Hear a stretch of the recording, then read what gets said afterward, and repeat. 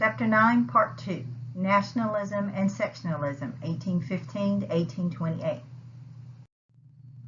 A very important part of the nationalism that grew during this time period was judicial nationalism, mostly coming from the Supreme Court.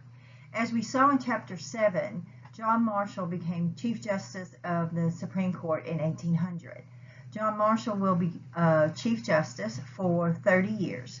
And during that time, we see that the Supreme Court becomes equal to the other two branches of government. Before this, previous Chief Justices had been hesitant to really use the power of the court.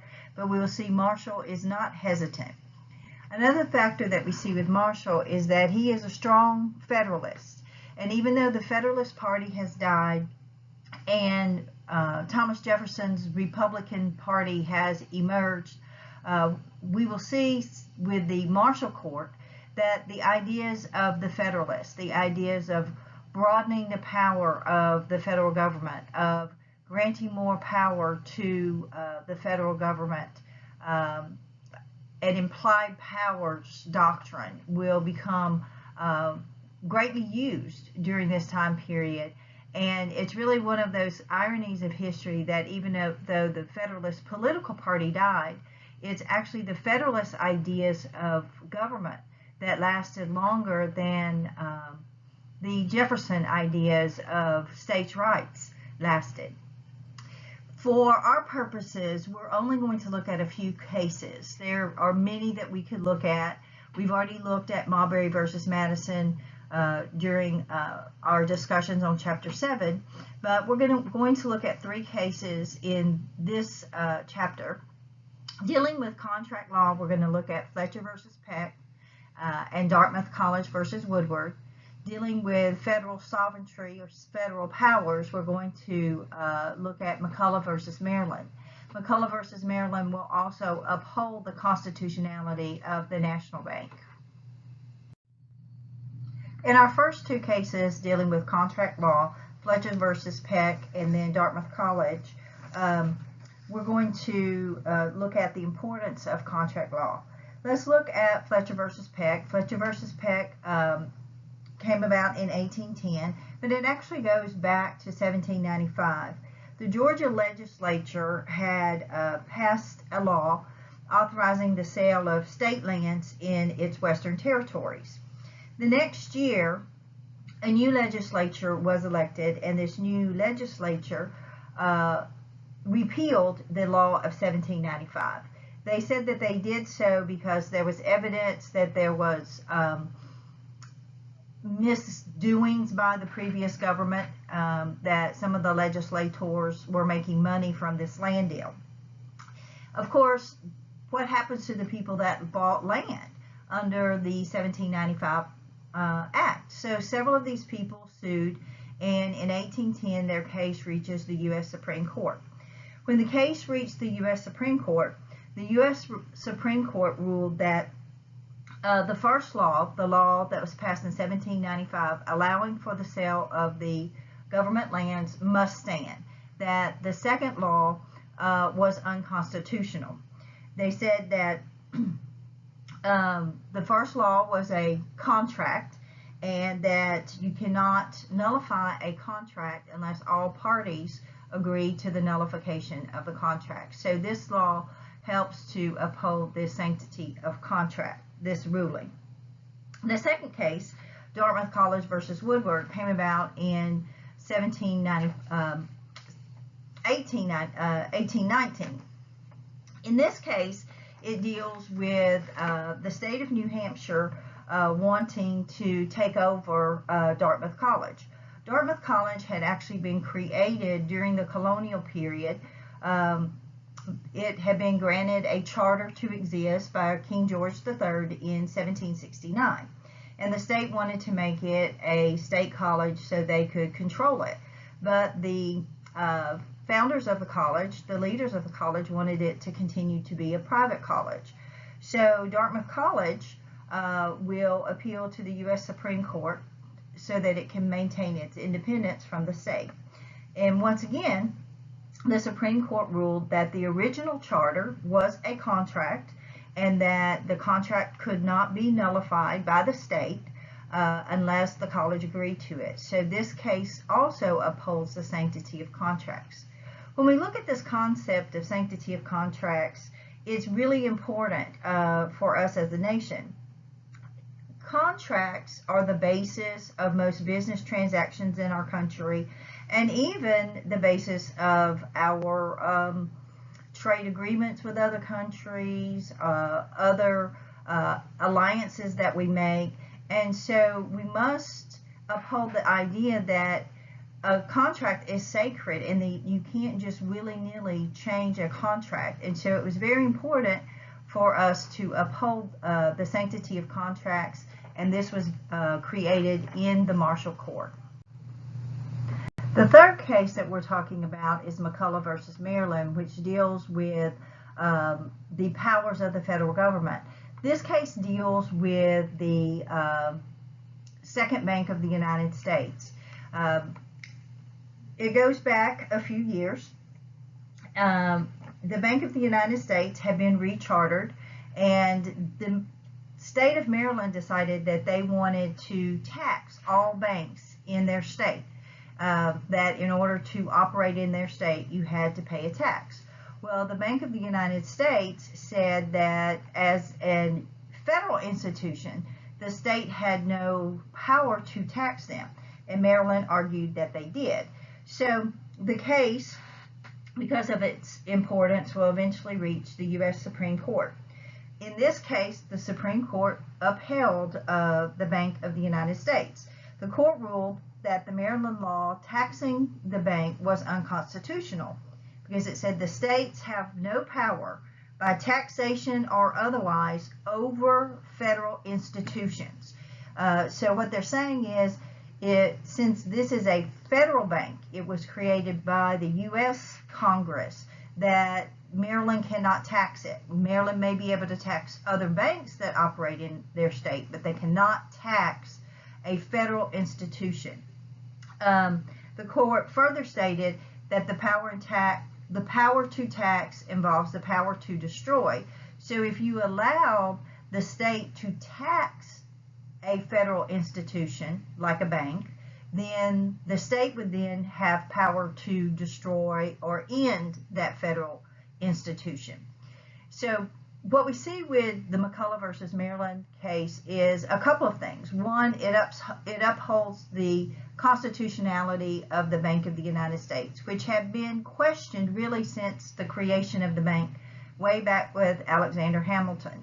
And it reinforces this concept of the implied powers doctrine, which Hamilton had used to help create the bank.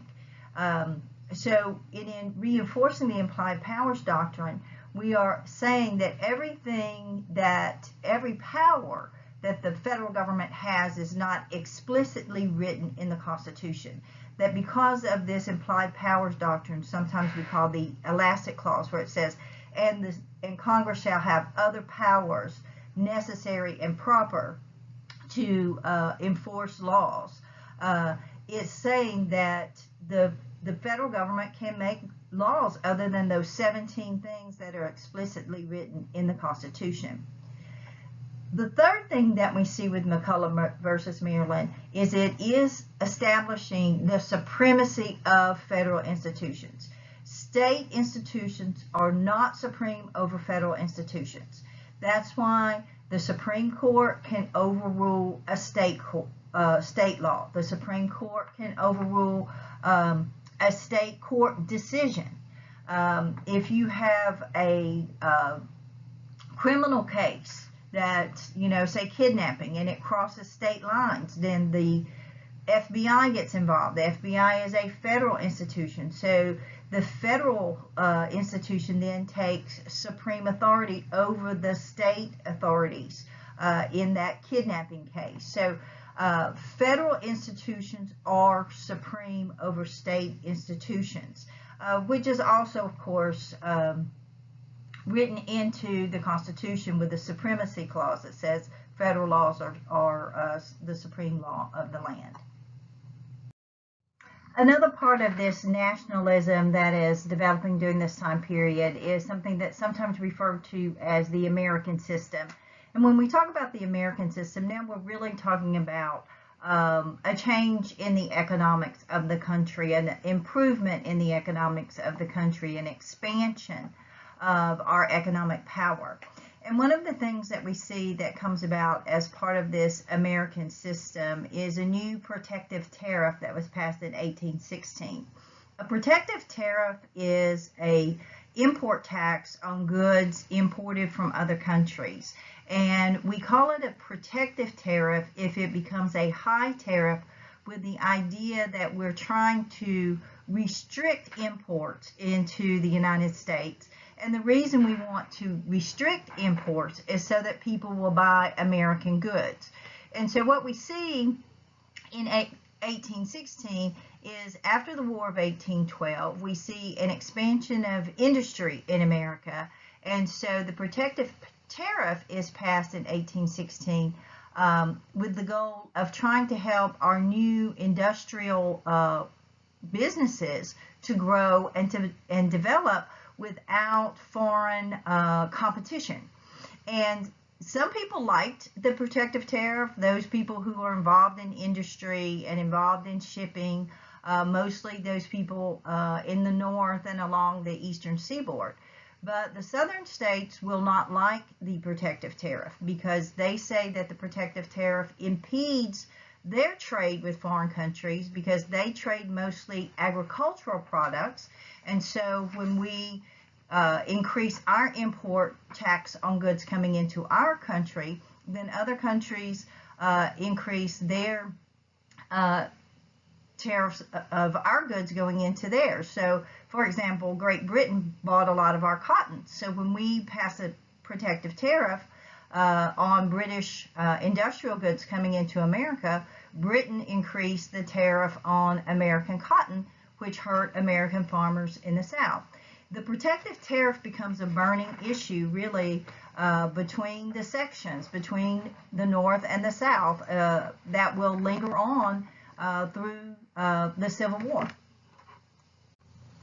Another part of the American system, the part that was really kind of pushed and authored by Henry Clay, was a push for internal improvements. Clay's idea was that if we're going to have an expansion of industry in our country, then we need better transportation methods to get our goods to market. And so we see that one of the first big internal improvements that was paid for by the U.S. Congress was the development of a national road. Sometimes it's referred to as the Cumberland Road. The Cumberland Road or the National Road will go eastward from the eastern part of the United States almost all the way to the Mississippi River, with the idea that we're going to tie the East and the West closer together. And that also is going to have a huge impact when we get to the Civil War, because we do begin to see the East and the West growing closer together through trade because of things like the National Road and then later canals. And the South is really becoming a little more isolated in this system. This map just shows us the Cumberland Road.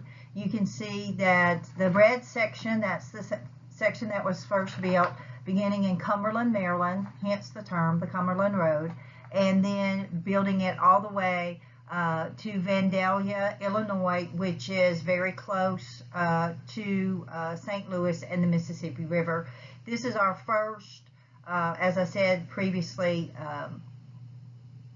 Congress-supported internal improvement. After this national road is built, we'll begin to see that the federal government will build additional roads. Another concept that we see during this time period is something that's often referred to as Jacksonian democracy. I personally don't really like that term because it makes it seem like President Andrew Jackson brought about the democracy, when actually it's the democracy that allowed Jackson to become president. Because when we refer to the term Jacksonian democracy, what we're actually saying is that it is a widening of democratic power in our country. During the 1800s, actually beginning close around 1820, we see a broadening of the power to vote, more people being granted the power to vote. We see what was called universal white manhood suffrage. What this means is just what you probably think it means, that all white men can vote. And today, of course, we would look at this and say, well, that's not very democratic because only white men can vote. And certainly, by today's standards, it's not very democratic because it leaves out minorities and women. But before 1820, only rich white men could vote. So what we're looking at is all white men can vote. So it is a broadening of power, not just the rich, but still a fairly select group of people in the country. What we see with this is a movement, in the country. Thomas Jefferson had said under his Jeffersonian democracy that the people should be governed as little as possible. In Jacksonian democracy, they're saying, and whatever governing there is to be done should be done directly by the people. So we see a greater participation in government. There will be increased voter turnout during this time period, which is good because now that these people have the right to vote, they will use it. We will also see that universal white manhood suffrage started in the new western states. As new states like Kentucky and Illinois are created, this is where they will start allowing all white men to vote. And if you think about it, that's really not unusual because most people moved out west to start over, to have a better life. You don't see a lot of rich people moving out west. So when these middle class and lower class people moved out west to have a better life, and they create a new government, they're certainly going to allow themselves and other people to vote. So this Jacksonian democracy actually starts in the western states and then moves eastward. It reaches the southern states last. The southern states want to hold on to that you have to own property to vote concept. We also see that another aspect of Jacksonian democracy, because you have a broader base that you have to reach, and you're going to have this increased voter turnout, we're going to begin to see real politicking, where the candidates for offices actually have to go out and shake hands and make speeches and try to convince people that they're the best person to vote for. And this is new because before it was really more like a political club. They didn't have to go out and talk to the regular people. Now they have to go out and talk to the regular people and say, hey, vote for me. By the time we get to the election of 1824, universal white manhood suffrage is widespread in most of the country. And in that presidential election of 1824, we're going to have four candidates who are going to be running, all who are Republican, Jeffersonian Republicans. And because the Federalist Party has completely fallen away and no new party has emerged. So we have one political party, and what distinguishes that one political party really is the regions. And so the four candidates we have are Andrew Jackson, who's from Tennessee, Henry Clay, who's from Kentucky. So Jackson and Clay actually will end up being rivals over trying to get the Western vote because Tennessee and Kentucky were both considered Western. William Crawford, who's from South Carolina, so he is going to be the person who gets the Southern vote. And John Quincy Adams, who is from Massachusetts, so he is the biggest rival for the Northeastern vote. During the course of the election, the main candidates end up being Andrew Jackson, William Crawford, and John Quincy Adams. Clay really just kind of gets left behind in the West because Andrew Jackson is this great military war hero from the War of 1812. And so when we look at the election, which we're going to look at on the next slide, we're going to see that Clay is going to be the person who comes in fourth in the election.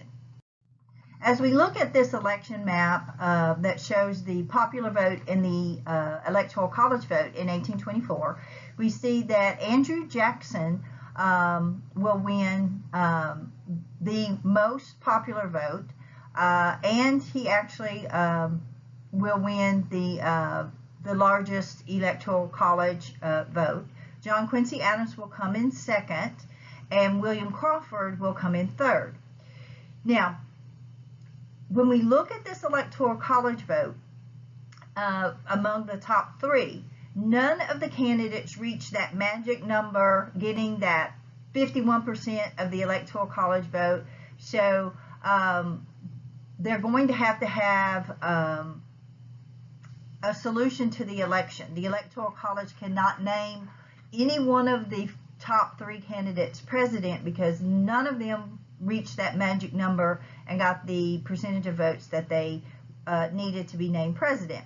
So under the Constitution, it said that if there was a tie in the Electoral College, or if a president could not be named coming out of the Electoral College, then that would throw the election into the House of Representatives. And when it goes to the House of Representatives, the House of Representatives would choose from the top three candidates, and in the House, each state would get one vote.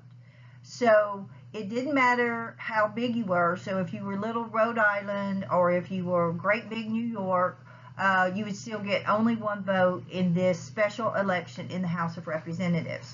Well, since Henry Clay came in fourth, Henry Clay is out. So the House will choose from Andrew Jackson, John Quincy Adams, and William Crawford. Well, in the interim between the Electoral College vote and when the Congress was scheduled to vote for the president, William Crawford had a massive stroke, and it's a debilitating stroke, so he is going to have to withdraw from the election. So now Congress will choose from Andrew Jackson and John Quincy Adams because they're the only two candidates left.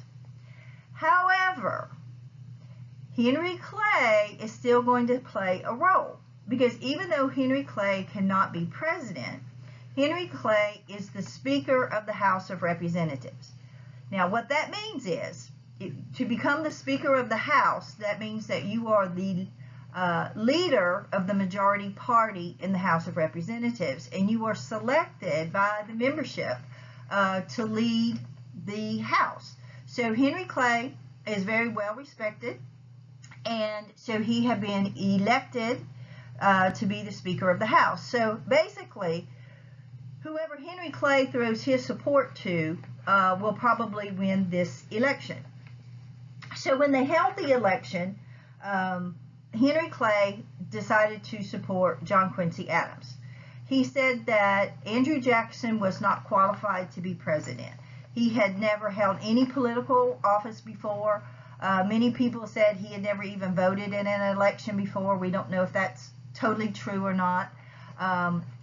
Henry Clay even characterized Andrew Jackson as being semi-literate, meaning that he could read and write, but he wasn't very well educated. And so he said John Quincy Adams, who is John Adams, second President John Adams' son, was the more qualified candidate. So he supported John Quincy Adams, and as it would happen, John Quincy Adams ended up winning the election, and so he was named the president. Now, this brings us to, of course, Andrew Jackson's people being very upset, because if we look at our map here, Andrew Jackson feels that he should be president. He won the popular vote. Even though he didn't win the majority of the Electoral College vote, he did win 6 more Electoral College votes than John Quincy Adams, but somehow he's not president. So what we begin to see being said is that there was some kind of corrupt bargain, that John Quincy Adams and Henry Clay must have made a deal that would give John Quincy Adams the presidency. Now, this corrupt bargain that Andrew Jackson and his people began to allude to began to have some credibility, because soon after John Quincy Adams was named president, he named Henry Clay to be his Secretary of State. So in the minds of a lot of people, they had made a deal that Henry Clay would be Secretary of State, which was the most prestigious position in the cabinet at the time, that Henry Clay would be Secretary of State if he would support John Quincy Adams for the presidency. John Quincy Adams' presidency will be plagued by these charges of the corrupt bargain. Many people believe that he was an illegitimate president. They didn't believe that he deserved to be president, that he had been rightfully elected. And leading the charge of that was Andrew Jackson and his supporters. Soon after the election, Andrew Jackson and his people will split away from the Republican Party and create the new Democratic Party. And so when we move into the election of 1828, we'll actually have two political parties again. These people will also, at every turn, really do everything they can to prevent John Quincy Adams from getting anything done that he had hoped to achieve. John Quincy Adams had a long list of things that he wanted to achieve as president. He wanted to regulate slavery.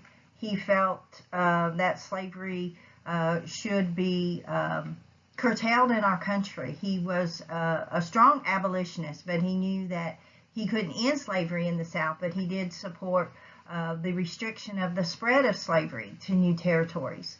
He also was a very strong supporter of the American system, expanding more transportation systems and expanding industry. John Quincy Adams is considered to be one of our least successful presidents, but he was one of the most successful secretaries of state. If you'll remember, he was Secretary of State when we acquired Florida.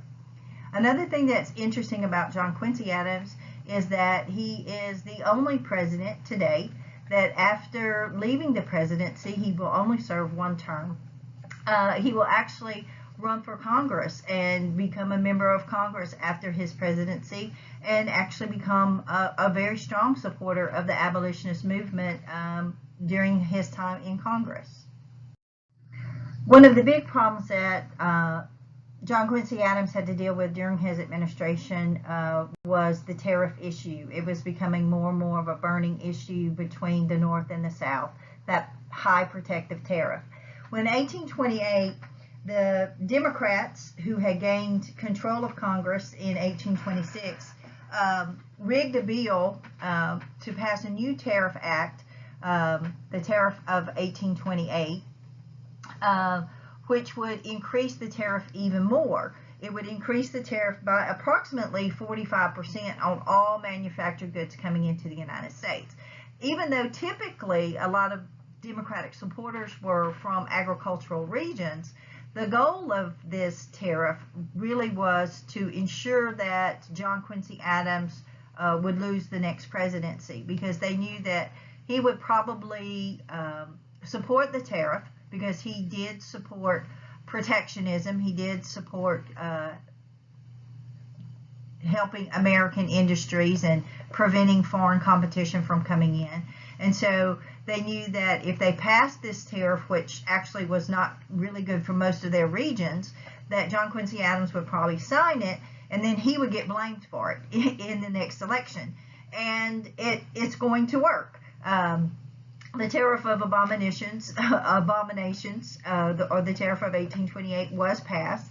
It did greatly increase the tariff on most goods, and it was really bad for many parts of the country, not just the South, but it was even bad for some of the other regions of the country, like even New England, because they received some imported goods that they needed for New England industries.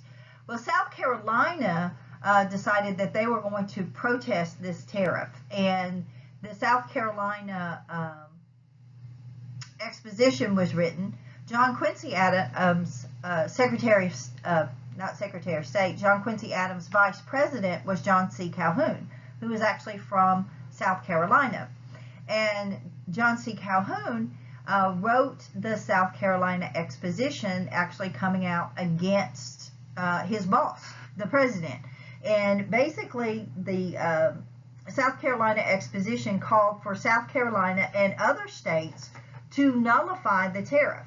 The premise of the South Carolina Exposition was that the tariff was bad for the states, and if you go back to Thomas Jefferson's Virginia and Kentucky resolutions, where he had said that the states existed before the federal governments, and so the federal government was an agent of the states, John C. Calhoun is building on this for his South Carolina Exposition. He's saying that the federal government should be an agent of the states, and it should not have power over the states. So he is calling for the states to nullify this tariff.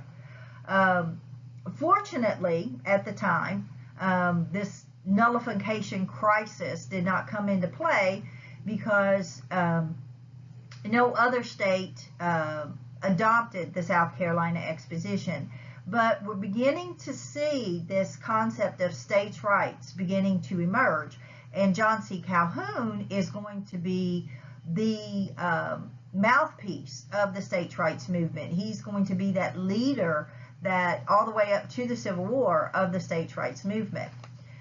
If you look in this little blue hyperlink at the bottom of this slide, there's a nice little video link that gives you a short little clip of the John Quincy Adams presidency that gives you a little more insight into his presidency. By the time we get to the election of 1828, the country is pretty divided, and we're beginning to see a lot of the dislike between the two political parties. And in this election, John Quincy Adams is going to run as the Republican candidate, and he's going to be opposed by Andrew Jackson, who will run as the Democratic candidate.